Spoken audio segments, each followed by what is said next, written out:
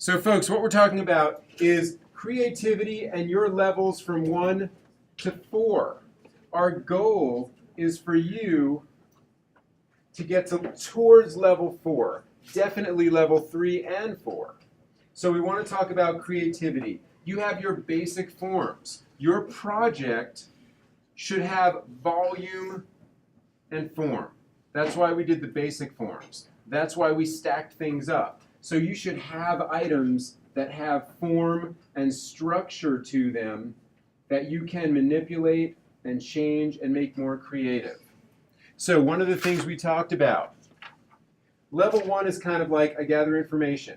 I gave you stuff, you stacked it up, we took pictures, we did drawings, we experimented a little bit into level 2. You might have printed something that you then added to your existing tracing and you added some color. The color helps us foresee the future, like what's this going to look like later. When we get to level 3, I'm consciously thinking, how can I be more creative? What can I do with my piece? These two, you're just kind of going through the motions. But 3, 4, you're actively trying to be more creative. So I want to get beyond basic. Are my items malleable, changeable? Can I fragment my ideas? So if I have a soda can, can I take that soda can and maybe break it in half and make something else or change it a bit?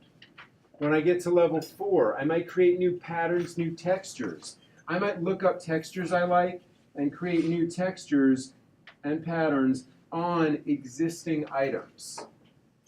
It'd be like if Andy Warhol changed that entire soup can. But his idea was pretty novel at the time. I search deeper for ideas. I might add a surprise element. So I might start adding things that I am really interested in. So if I'm interested in skateboards, I might try to figure out, okay, Mr. T, here's my basic object, but I'm going to add a skateboard wheel and skateboard trucks onto this thing because that really relates to me and it's going to make the project more exciting for me.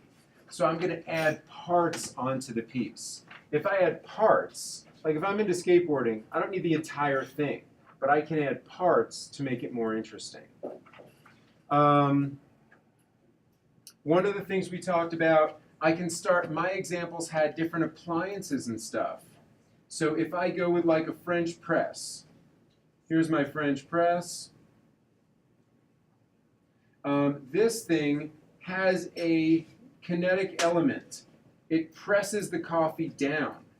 So in one of the classes we talked about making this kind of like this smoking sort of rocket coffee machine.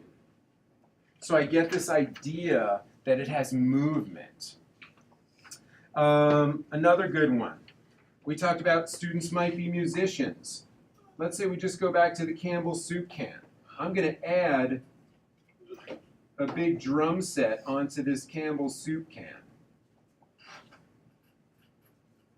So Mr. T, I'm a drummer. I want to tie this in.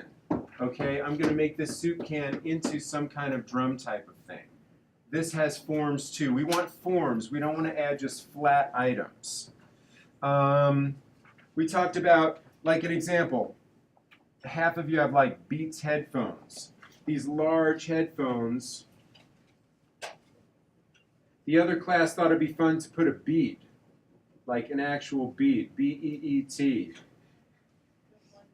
in there, sort of a fun pun. I'm not a fan of puns, I gotta say, but I thought that was kind of fun. It also has this thing where you can have leaves coming out of it, so that evokes some fun stuff.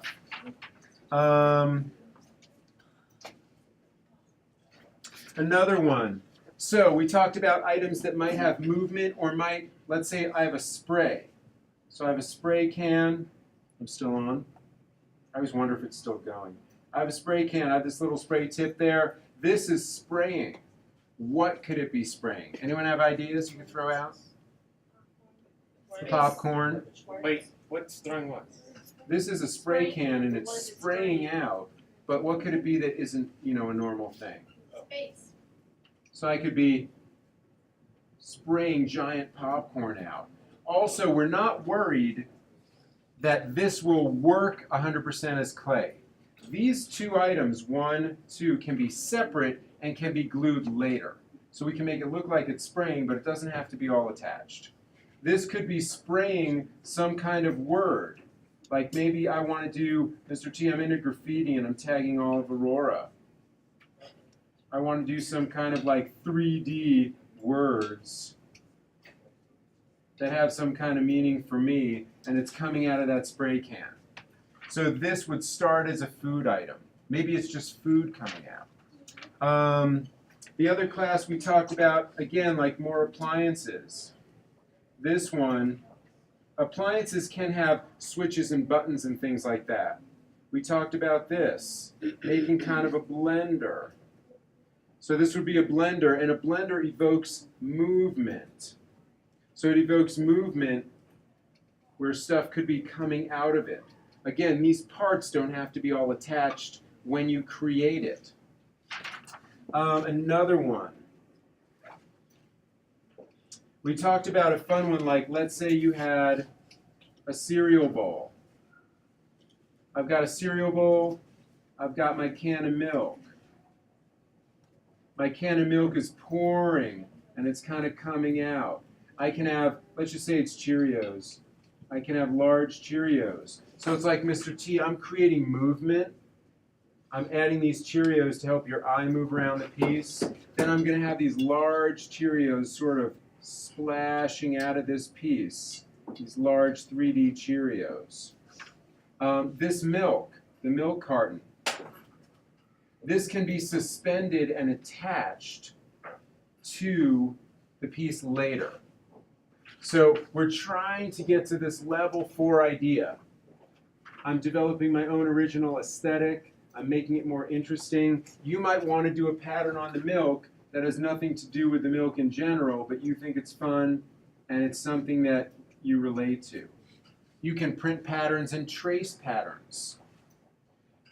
So for today, you are selecting, after your 4 tracings, you're selecting an idea and just going with it, and then you can gradually change it as the ideas develop, but we want to keep moving forward.